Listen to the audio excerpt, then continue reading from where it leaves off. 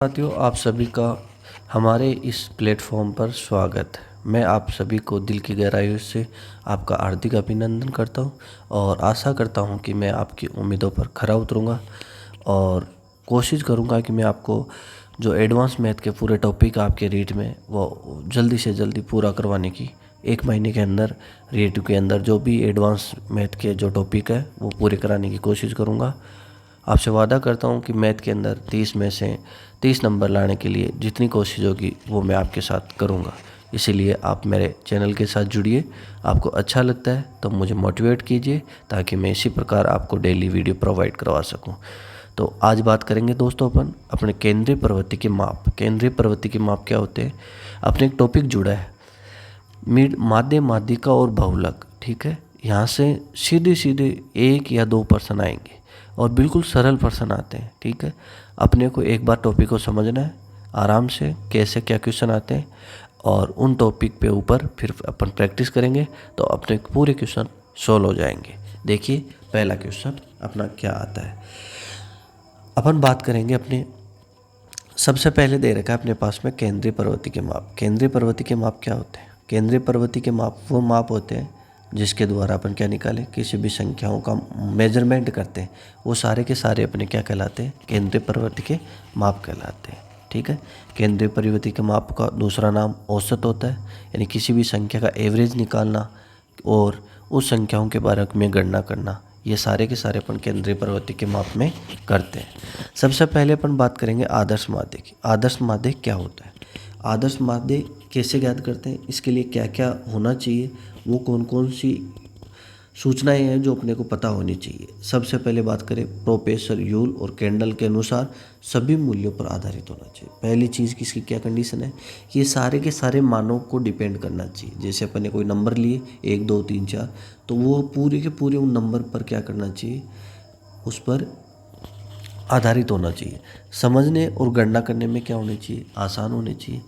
चरम मूल्यों से न्यूनतम प्रभावित होनी चाहिए। यदि कोई संख्या घटाए जोड़े तो उनके अंदर क्या है, उसका कम से कम प्रभाव पड़ना चाहिए। प्रतिचयन ऊंचाऊंचों से न्यूनतम प्रभाव पड़ना चाहिए। यदि कोई संख्या मान लो अपन ने कोई संख्या लिख दी, एकदम से 1 2 3 4 है, फिर मैंने लिख दिया 100, तो उसका फर्क है वो न्यूनतम होना चाहिए। ठीक है, इसके बाद में देखो, इसके बाद में क्या कह रहा है, प्रतिचयन ऊंचाऊंचों से न्यूनतम प्रभावित होना चाहिए। ठीक है, इसके बाद अपने को क्या से क्या करना है और कौन कौन से प्रवृत्तियों के बारे में अपने को पढ़ना है। देखो, केंद्रीय प्रवृत्ति के माप ज्ञात करने की विधियाँ ये कितने प्रकार के होते हैं? 2 प्रकार के होते हैं। एक होता है आपका गणितीय माध्य, जिसे मैथमेटिकल एवरेज बोलते हैं। एक होता है स्थैतिक माध्य, इसे पोजिशनल एवरेज बोला जाता है।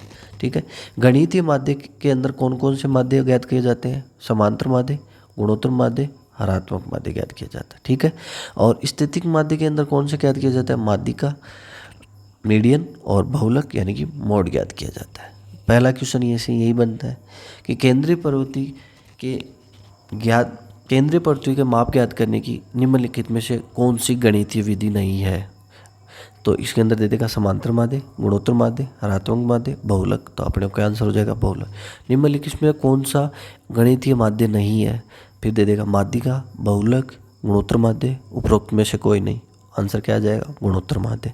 इस प्रकार से पहला क्वेश्चन आपका बनता है। ठीक है, यहाँ तक मैं आशा करता हूँ आपको दी गई जानकारी समझ में आई होगी। यदि ये जानकारी समझ में नहीं आती है तो एक बार वीडियो को पॉज करके वापस दोबारा से उस वीडियो को स्टार्ट करो और देखो कि कहाँ क्या बोला जा रहा है। आराम से सुनो, पूरे के पूरे एक एक चीज़ क्लियर होगी आपकी। इसके बाद में अपन बात करते हैं, देखिए आगे। इसके बाद में अपन पहले माध्य की बात करते हैं। सबसे पहले देर का समांतर माध्य। समांतर माध्य क्या होता है? समांतर माध्य का दूसरा नाम अपन लिख सकते हैं औसत। क्या लिख सकते हैं? औसत। औसत को अपन क्या कहते हैं? समांतर माध्य। ठीक है, औसत का मतलब क्या होता है? राशियों का योग बटा राशियों की संख्या। ठीक है, यही अपन ऐसे ही तो निकालते हैं औसत। और यहाँ पर क्या कह रहा है, समांतर माध्य क्या होता है? समांतर माध्य वह मान होता है जो उसमें दी गई राशियों का योग करके उन राशियों की संख्या का अपन क्या दे दे, भाग दे दे, तो क्या निकल आता है? समांतर माध्य निकल आता है। देखो, समांतर माध्य ज्ञात करने का देखो फॉर्मूला क्या होता है? सभी मूल्यों का योग बटा मूल्यों की संख्या। मूल्यों का योग कैसे करते हैं? Summation n x upon summation n। Summation x का मतलब क्या होता है? सिमेशन एक्स का मतलब होता है जैसे मेरे पास में 1 2 3 कोई संख्या दे रखी, इन सब का योग करूँ मैं तो कितना आ गया 6। तो मैं इसके पास में एक्स की वैल्यू कितनी आ गई मेरे पास में, यहाँ से इस संख्या की कितनी आ जाएगी 6। इसका मतलब होता है सभी संख्याएं जो दे रखी है उन सभी का योग इस समेशन का मतलब होता है। ठीक है, तो अपन इसको कैसे लिखते हैं? समांतर माध्य ज्ञात करने के लिए इसको लिखते हैं एक्स बार से वेट नोट किया जाता है। ठीक है, और समेशन का मतलब अभी बताया था उन जो दी गई राशियाँ उनका योग। और एक्स आई मैंने लिखा, एक्स आई का मतलब क्या है कि ए आई का मतलब एक से लेकर जितनी संख्याएं ज्ञात करनी है उन, जैसे आई बराबर लिखा 1 2 3 4 5, यानी 5 संख्या होगा, 6 संख्या होगा तो 6 तक करेंगे। यानी आई एक से लेकर, आई का मान एक से लेकर जहाँ तक अपन जाते हैं वहाँ तक के लिए आई की वैल्यू रखनी है। ठीक है, और एन का मतलब मैंने बता ही दिया, जितनी संख्या है उन संख्याओं का भाग दे दो। तो अपने एक्स बार का मतलब क्या होता है? सिमेशन एक्स आई अपॉन एन। ठीक है, ये अपना फॉर्मूला हो गया, ये इंपॉर्टेंट है, ये याद रखना। ठीक है, आगे देखते हैं। व्यक्तिगत श्रेणी। समांतर माध्य ज्ञात करने की 3 विधियाँ होती है। पहली होती है अपने पास में अपन ने देखा सरल माध्य विधि, दूसरी होती है, देखो सबसे पहले समांतर माध्य के अंदर अपने समांतर माध्य ज्ञात करने का फॉर्मूला देखा। इसके बाद में अपन इसकी 3 श्रेणियाँ होती है। पहली व्यक्तिगत श्रेणी, दूसरी होती है खंडित श्रेणी, तीसरी होती है वर्ग समांतराल वाली। वो उनको कैसे ज्ञात किया जाता है, इन सभी के बारे में अपन बात करेंगे। पहले इसकी बात करते हैं व्यक्तिगत श्रेणी। व्यक्तिगत श्रेणी के अंदर क्या दिया होगा? अपने को मान दिए हुए होंगे, और वो सारे के सारे मान हैं वो किस में होंगे? सारे के सारे मान वो दिए हुए होंगे, वो अपने पास कोई नंबर दे रखे होंगे, और उन नंबरों का योग करके अपने को उसकी संख्या का भाग दे देना, अपने पास में क्या निकल आएगा? माध्य निकल आएगा। तो व्यक्तिगत श्रेणी क्या कहती है? व्यक्तिगत श्रेणी में अपने को कोई संख्या दे रखी होगी, जैसे x1 x2 x3 ये संख्याएं दे रखी है। तो यहाँ से मैं क्या लिख सकता हूँ? x1 plus x2 plus x3 बटा में क्या कर दूंगा n। इन सब का जो औसत निकालेंगे वही कौन सी श्रेणी के थ्रू निकाल रहे हैं? व्यक्तिगत श्रेणी। व्यक्तिगत श्रेणी के अंदर अपने को केवल बारंबारताएं दी होगी, उन बारंबारताओं का योग करके और बारंबारताओं की संख्या का भाग दे देंगे। देखिए, यदि x1 x2 xn तक कोई n मूल्य दे रखे और इनका अपने को औसत समांतर माध्य ज्ञात करना है तो कैसे ज्ञात करेंगे? देखिए, सबसे पहले एक्स बार से नोटेट करते हैं। एक्स बार का मतलब होता है राशियों का योग बटा राशियों की संख्या, मतलब x1 x2 x3 डेस xn तक, और n का क्या दे दिया इसमें? भाग। तो यहाँ से व्यक्तिगत श्रेणी के अंदर अपन माध्य ज्ञात करने का फॉर्मूला क्या निकल गया? X bar summation i n x i upon n. ये आ गया अपने पास में व्यक्तिगत श्रेणी से समांतर माध्य ज्ञात करने का फॉर्मूला। एक क्वेश्चन करते हैं, देखो क्वेश्चन कैसे करते हैं। 1 से लेकर 10 तक की संख्याओं का योग ज्ञात करो। तो अपन क्या करते हैं? 1 से लेकर 10 तक की संख्याओं का योग करेंगे। 1 plus 2 plus 3 plus 4 plus 5 plus 6 plus 7 plus 8 plus 9 plus 10, इन सब का योग करेंगे। सब का योग अपन जानते हैं कितना होता है? 55। ठीक है, और इसमें राशियों की संख्या का भाग दे देंगे, यानी कि 55 और राशियाँ कितनी है? 10 का भाग दे देंगे। औसत कितना आ जाएगा? 5.5। ये अपना क्या आ गया? इन संख्याओं का औसत आ गया। ठीक है, औसत का दूसरा नाम ही क्या होता है? समांतर माध्य। तो समांतर माध्य कितना आ जाएगा इनका? 5.5। ठीक है, यहाँ से अपने को ध्यान रखना है। देखो, जब भी मैं बता देता हूँ यहीं पर ये चीज़ आ गई, तो जब भी ध्यान रखना प्रथम n प्राकृत संख्याओं का यदि औसत पूछे या योग पूछे, पहले योग देखो, योग पूछे तो क्या लिखेंगे? n कोष्ठक n प्लस 1 बटा 2। n का मतलब जितना नंबर दे रखे हैं वो प्रथम यानी 1 से स्टार्ट होनी चाहिए, कंडीशन है। ठीक है, और इसमें औसत ज्ञात करते हैं तो राशियों की संख्या का भाग देते थे, मतलब n का भाग दे देंगे तो n से n कट जाएगा, तो यहाँ से क्या आ जाएगा? n प्लस 1 बटा 2, ये औसत आ जाएगा। इसका देखो 1 से 10 तक लगातार है, मतलब मैं क्या लिख सकता हूँ? 10 प्लस 1 बटा 2 लिख सकता हूँ, तो कितना आ जाएगा? यहाँ से 5.5। इन संख्याओं का औसत आ जाएगा। देखो नीचे मैंने कर रखा है, ये अपना आ गया औसत ज्ञात करने का फॉर्मूला। कैसे ज्ञात करते हैं? सबसे पहले अपन ने देखा ही था अभी, इन राशियों का योग करेंगे, कितना आ गया? 55, और 55 में कितनी संख्या है? 10 का भाग देंगे, कितना आ गया? 5.5 अपना आंसर आ गया। आगे देखो, आगे मैंने 3 क्वेश्चन लिखे हैं, ये क्वेश्चन आप खुद करना। पहला क्वेश्चन लिखा है मैंने, पहला क्वेश्चन क्या लिखा? 1 से 20 तक की संख्याओं का औसत समांतर माध्य ज्ञात करो। 1 से 50 तक की संख्याओं का समांतर माध्य ज्ञात करो। 1 से 100 तक की संख्याओं का समांतर माध्य ज्ञात करो, और 51 से 100 तक की संख्याओं का समांतर माध्य ज्ञात करो। तो सबसे पहले वही ध्यान रखना, मैंने फॉर्मूला ये आपको बता ही दिया है कि कैसे ज्ञात करते हैं। राशियों का योग बटा ये प्रथम n प्राकृत संख्याओं का योग क्या होता है, n कोष्टक n+1 बटा 2 होता है। और यदि इनका औसत ज्ञात करना हो तो क्या जाएगा, n+1 बटा 2। ये क्या होता है, इनका औसत होता है। ठीक है, तो पहले का आंसर बता दो, बताओ यही बता दो क्या आएगा, 20 + 1 बटा 2 कितना आ जाएगा, 10.5 आ जाएगा। दूसरे का आंसर क्या आ जाएगा, 50 + 1 बटा 2 बराबर कितना आ जाएगा, 25.5 आ जाएगा। इसका कितना आ जाएगा, 100 + 1 बटा 2 बराबर कितना आ जाएगा, 50.5 आ जाएगा। इसका कितना आ जाएगा, बताओ देखिए क्या आ जाएगा। हाँ, 1 से 50 तक का ज्ञात करो और ये आगे ये ज्ञात करो, कितना आएगा देखिए। 51 से ज्ञात करेंगे तो 1 से 50 तक की संख्याओं का योग कितना आता है, उसमें से 1 से 100 तक की संख्याओं का योग में से 1 से 51 की संख्या का योग घटा दो और उसमें भाग दे दो राशियों की संख्या। राशियों की संख्या 51 से 100 तक कितनी है, 50, तो 50 का भाग दे दो, आपका आंसर आ जाएगा। एक औसत ज्ञात करने का दूसरा तरीका भी होता है, समांतर माध्य भी ज्ञात कर सकते हैं उससे। देखो वो आपको मैं आगे बताऊँगा, आगे देखते हैं। देखो पहला अपन किया ही था, क्या आ जाएगा, n+1, ये मैंने आपको बता ही दिया कि प्रथम n प्राकृत संख्याओं का समांतर माध्य ज्ञात करने का फॉर्मूला क्या होता है, n+1 बटा 2 होता है। ठीक है, ये बता दिया मैंने आपको। क्या आंसर आएगा इसका, पहले का 10.5, दूसरे का 25.5, तीसरे का 50.5 और जो 51 से 100 तक की संख्याओं का योग है। पहले अपन क्या करेंगे, देखो 1 से 100 तक याद कर लिया तो n कोष्टक n+1 बटा 2 योग याद कर रहे हैं। ठीक है, और क्या आ जाएगा, 50 तक का क्या आ जाएगा, 50 + 51 बटा 2, ये इसमें से घटा देंगे तो योग आ जाएगा। योग कितना आ गया, देखो यहाँ से देखो दोनों को मैं क्या, इसको क्या लिख सकता हूँ, 2 × 50 लिख सकता हूँ ना। यहाँ भी 50 है, यहाँ भी 50 है, 50 मैंने क्या ले लिया बाहर, यहाँ भी बटे में 2 और यहाँ भी बटे में 2, 2 बच गए ना। 101 को 2 से गुणा करेंगे कितना आ गया, 202, और यहाँ कितना बचेगा, 50 × 1 51, 51 घटाएंगे कितना आ गया, 151, ये 151 और गुणा 50 से 50 कट गया, बच्चा कितना 1/2, आंसर कितना आ जाएगा 75.5। पहले योग की बात करें तो योग कितना आ जाएगा, यहाँ से अपना 1/2 गुणा 50 और गुणा 151, इनको गुणा कर लो, ये अपना 25 से कट जाएगा या काट दो 25 से, तो इसका जो योग आएगा वो आ जाएगा अपने पास में कितना।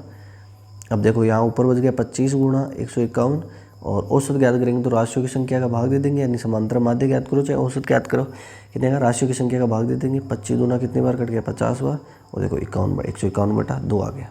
तो अपना यही अपन ने किया था। ठीक है, तो इस प्रकार के प्रश्न जब भी आए आपको इस तरीके से करने हैं। ठीक है, इसका दूसरा तरीका भी मैंने आपको बता रखा है, देखो कौन सा होता है कि जैसे एग्जाम्पल लिया मैंने छोटा सा, यहाँ ले रखा है, देखो ये देख लो, मैंने एग्जाम्पल लिया ये एग्जाम्पल ले रखा है मैंने, और इस एग्जाम्पल में मैंने क्या बता रखा है, देखो इसमें मैंने आपको बता रखा है कि 1 2 3 4 कोई संख्याएं ली। ठीक है, इनका औसत पूछे मुझे, समांतर माध्य पूछे, तो मैं कैसे ज्ञात करता हूँ, इन सब का योग करता हूँ। इन सब का योग किया, मेरे पास कितना आ गया 10, 10 में कितने का भाग दूंगा मैं, 4 का, आंसर कितना आ जाएगा मेरा 2/2.5 आ गया। और देखो यदि अंतर समान चल रहा हो तो हमेशा ध्यान रखना मिड वाली संख्या ही इसका माध्य होती है। तो देखो 2 संख्या इधर है, 2 संख्या इधर, इन दोनों को छोड़ दे तो बीच वाली संख्या आएगी, मतलब इन दोनों का योग करके क्या दे दे अपन, भाग देते हैं, तो अपने के पास में क्या आ जाएगा, औसत। तो इन दोनों का योग किया, कितना आ गया, 2 + 3 5, 5 में 2 का भाग दिया, कितना आ गया 2.5, क्योंकि संख्या कितनी है 2, इसलिए भाग भी कितने का देंगे, 2 का देंगे। आंसर कितना आ गया 2.5। देखो नेक्स्ट, देखो नेक्स्ट क्या दे रखा है, खंडित श्रेणी। खंडित श्रेणी कौन सी श्रेणी थी उसके बारे में बात करें। खंडित श्रेणी में अपने पास में 2 चीज़ दे रखी होगी। क्या क्या दे रखा होगा, देखो पहली चीज़ दे रखी होगी अपने पास में बारंबारता है, बारंबारता को लिखते हैं अपन f से। ठीक है, दूसरी चीज़ दे रखी होगी संख्याएं, संख्याओं को लिखते हैं अपन x से। जो नंबर दे रखे हैं वो x कहलाते हैं और उनकी जो फ्रिक्वेंसी होती है बारंबारताएँ कहलाती है। तो अपन ऐसे याद करेंगे कि फ्रिक्वेंसी को इनसे गुणा कर देंगे, इन दोनों का गुणा करेंगे तो f × x करेंगे। ठीक है, और योग करेंगे तो सिमेशन fx आ जाएगा, मतलब जहाँ पर सिमेशन x लिखते थे वहाँ पर क्या आ जाएगा, सिमेशन fx आ जाएगा। ठीक है, और यहाँ पर n कैसे ज्ञात करेंगे, ये देखना, n का मतलब क्या होता है, यहाँ पर सिमेशन f होता है, यानी बारंबारताओं का योग होता है, वही यहाँ पर अपना n होगा बस। ठीक है, ये सूत्र में दे रखा है, देख लो, x बार बराबर क्या आ जाएगा, सिमेशन fx/n। ठीक है, यहाँ से अपन खंडित श्रेणी दे रखी हो तो इस प्रकार से इनका क्या निकालते हैं, माध्य निकालते हैं। ठीक है, आगे देखिए, आगे क्या दे रखा है अपने को, एक क्वेश्चन ले रहे थे, क्वेश्चन एक्स की कोई बारंबारताएं दे रखी है 1 2 3 और 4, और इनकी बारंबारताएं दे रखी है 2 3 5 और 2 दे रखी है। एक्स की वैल्यू दे रखी है 1 2 3 4, बारंबारताएं दे रखी है 2 3 5 7। अभी मैंने बताया था सबसे पहले क्या करेंगे, एफ गुणा एक्स करेंगे, मतलब इसको इससे गुणा करेंगे, एफ गुणा एक्स करेंगे तो कितना आ जाएगा, 1 गुणा 2 2, 2 गुणा 3 6, 3 गुणा 5 15, 4 गुणा 2 8 आ गया। ठीक है, अब क्या करता था, मैंने बताया था आपको कि समेशन एफ एक्स याद करना होता है। समेशन एफ एक्स करेंगे मतलब इन सब का योग करेंगे, तो सब का योग कितना आ गया, समेशन एफ एक्स का मतलब क्या हो गया, कितना आ गया, 31 आ गया। ठीक है, यहाँ से अपने, और मैंने बताया था आपको एन क्या होता है, समेशन एफ होता है। समेशन एफ का मतलब इन एफ वाली बारंबारताओं का योग, मतलब 2 + 3 + 5 सबका योग किया, कितना आ गया, 12। देखो अपने पास सब दे रखा है, समेशन एफ एक्स की वैल्यू भी दे रखी है और समेशन एफ एक्स की वैल्यू कितनी दे रखी है, 31, और समेशन एफ भी ज्ञात कर लिया आपने, कितना आ गया, 12। ठीक है, अब बस कुछ नहीं, क्या आ जाएगा यहाँ पर, मैं इसको क्या लिख सकता हूँ, एन, बस summation f x upon n. इसका फॉर्मूला ये भी मिल सकता है आपको, कहीं लिखा हुआ f x upon summation f. ठीक है, तो यहाँ से कितना आ जाएगा, 31 में 12 का भाग देंगे, आंसर क्या आ जाएगा, 2.58 आ जाएगा। ठीक है, नेक्स्ट क्वेश्चन की बात करते हैं। एक क्वेश्चन मैंने आपके लिए डाला है, इसका आप याद करना।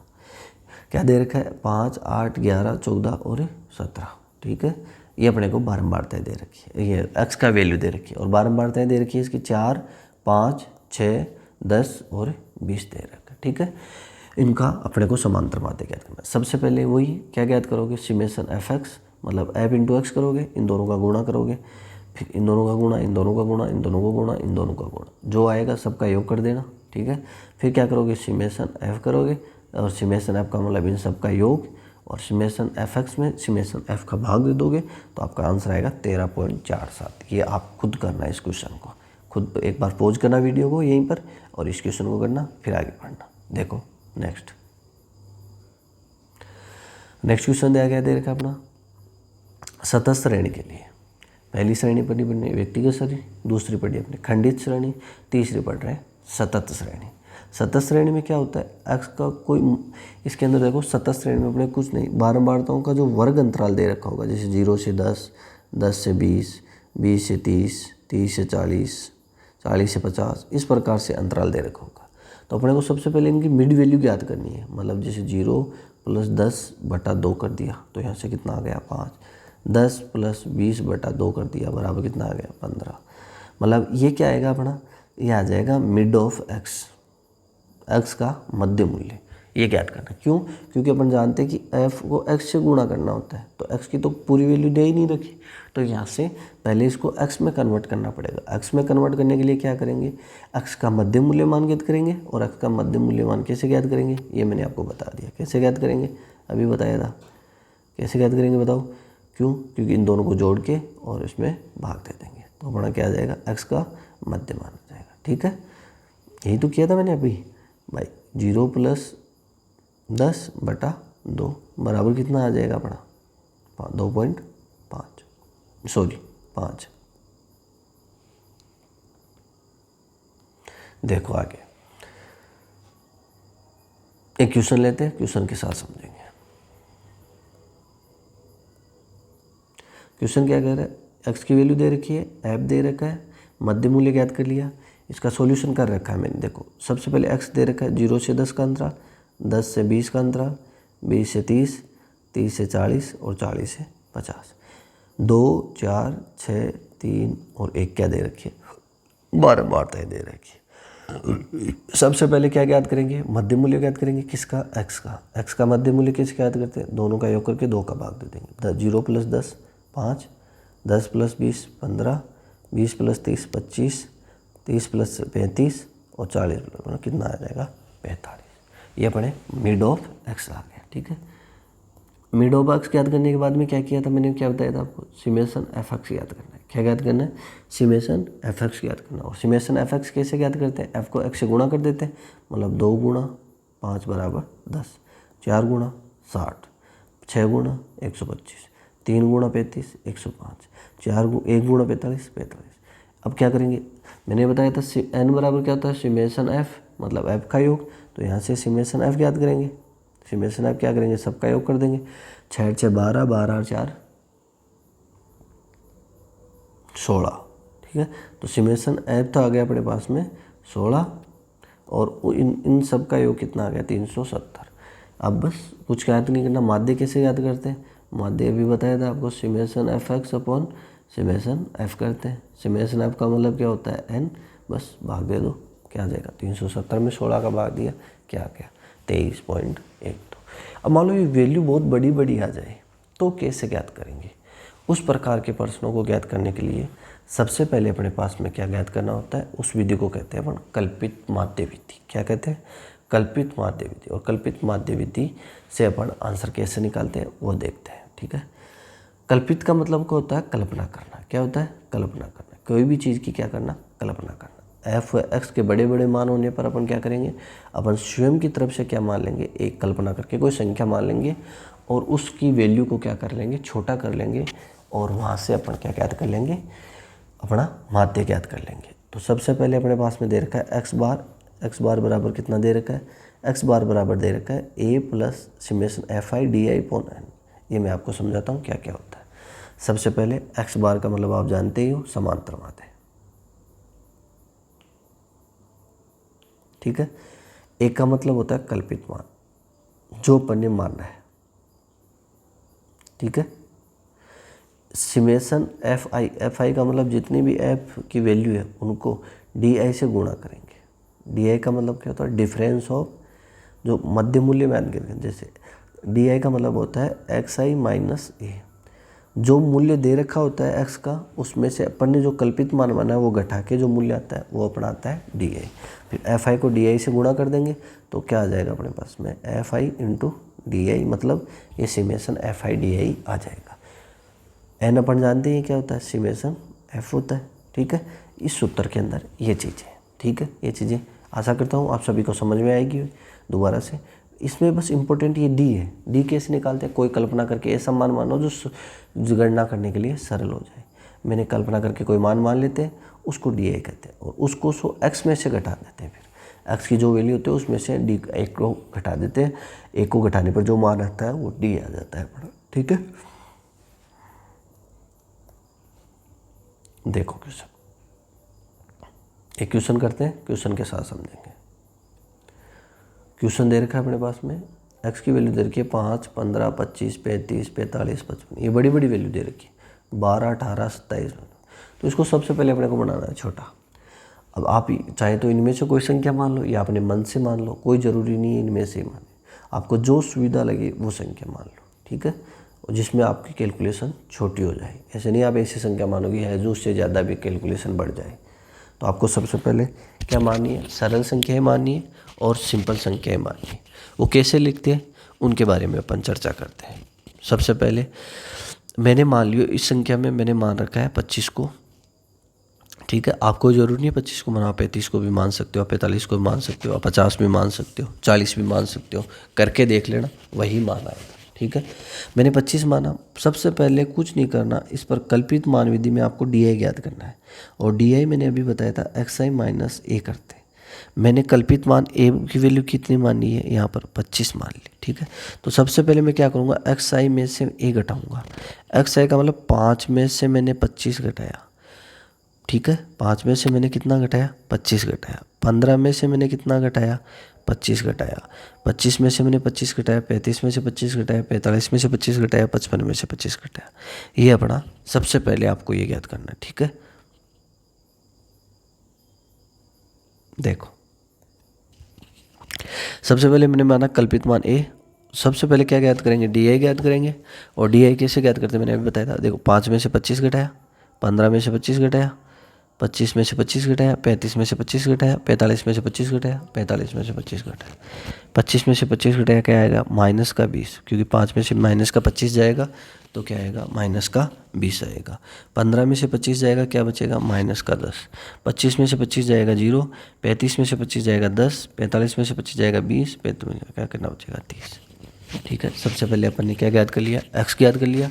और x की वैल्यू क्या आ गई अपने पास, माइनस का 20, माइनस का 10, 0, 10, 20 और ये x, इसको आप डी भी लिख सकते हो, ठीक है। यहाँ पर क्या लिख लो, डी लिख दो, ठीक है, ताकि आपको गणना करने में आसान रहे। अब इसके बाद मैंने बताया था आपको, सबसे पहले क्या करते हैं, फिर क्या करते हैं अपन, समेशन एफ एक्स का मतलब यहाँ पर लिख दो summation f i into d आई करते हैं। डी आई यही तो अपना, इन दोनों को गुणा कर दो, माइनस का 240 माइनस का 180, 0 200 2 340 और 180। यहाँ से अपने पास में आ गया अपना d f i into d i आ गया। इन सब का क्या करते हैं, फिर योग करते हैं, ये करते हैं, योग करेंगे तो आपको पता है माइनस का 240 माइनस का 180, ठीक है। माइनस का 180 से तो देखो 180 प्लस का कट गया, 240 में से 340 गया तो कितना, प्लस का 100 100 200 कितना हो गया 300, मतलब समेशन एफ आई डी आई बराबर कितना आ गया 300। यहाँ तक किसी को दिक्कत, ठीक है। फिर मेरे को क्या ज्ञात करना है, एन भी तो लाना है, एन कैसे निकालते हैं, समेशन एफ, समेशन एफ का मतलब एफ की बारंबारताओं का योग, 12 18 27 20 17 6, इन सब का योग किया कितना आ गया 100, ठीक है। यहाँ से समेशन एन, एन की वैल्यू कितनी आ गई 100 आ गई, ठीक है। बस अब कुछ नहीं करना, summation f i into d आई बटा समेशन एफ, भाग दे दो। यहाँ से मैंने एफ को एक्स बना लिया तो एक्स लिख दिया, ठीक है। तो कितना आ जाएगा देखो आगे,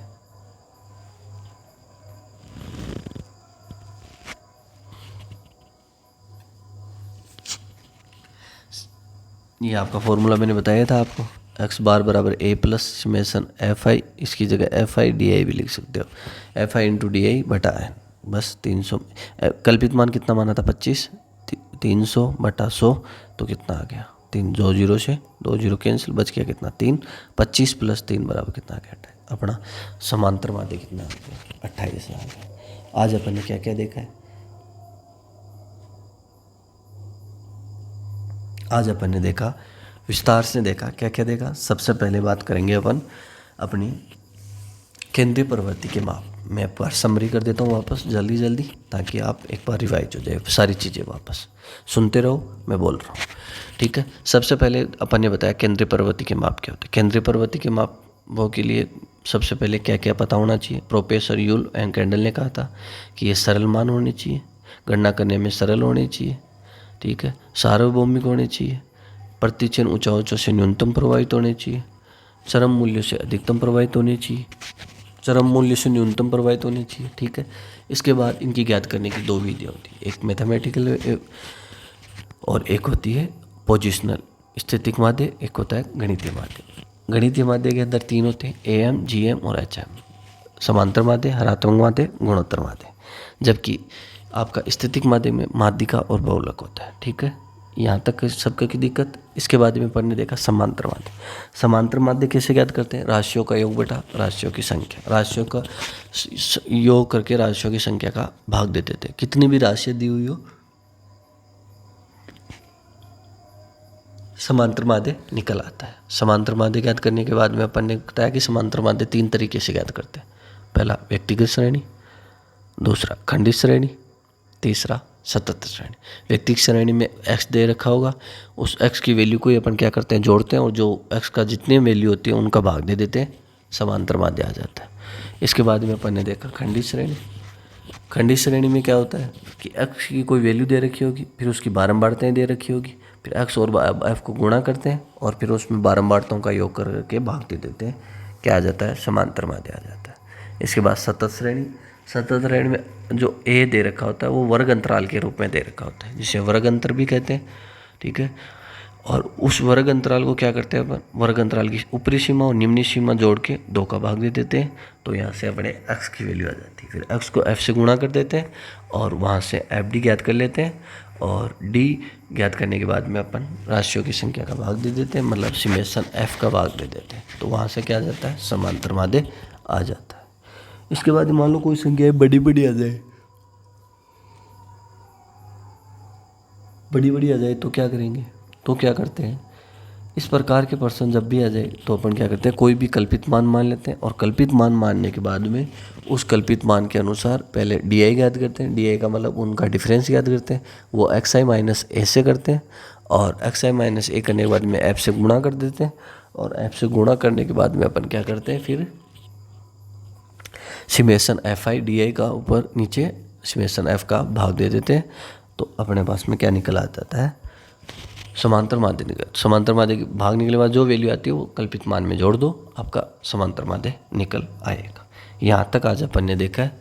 आशा करता हूँ आपको दी गई जानकारी समझ में आई होगी। यदि आपको ये मेरा पढ़ाने का तरीका आपको अच्छा लगा तो आप मुझे लाइक और शेयर कमेंट करके बता सकते हैं। यदि कोई कमी रहती है तो उसको आप मुझे कमेंट बॉक्स में कमेंट डाल सकते हैं। आप ज़रूर अपना कमेंट दीजिए ताकि मैं अपनी कोई भी, यदि मान लो आपको असुविधा हो रही हो, उस चीज़ को मैं सुधार सकूं।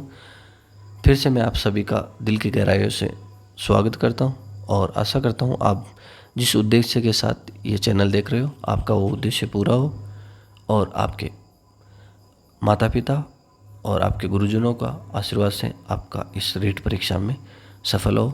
मैं यही उम्मीद के साथ आज की वाणी को विराम देता हूँ। धन्यवाद सभी दोस्तों को। फिर मिलेंगे एक नए वीडियो के साथ।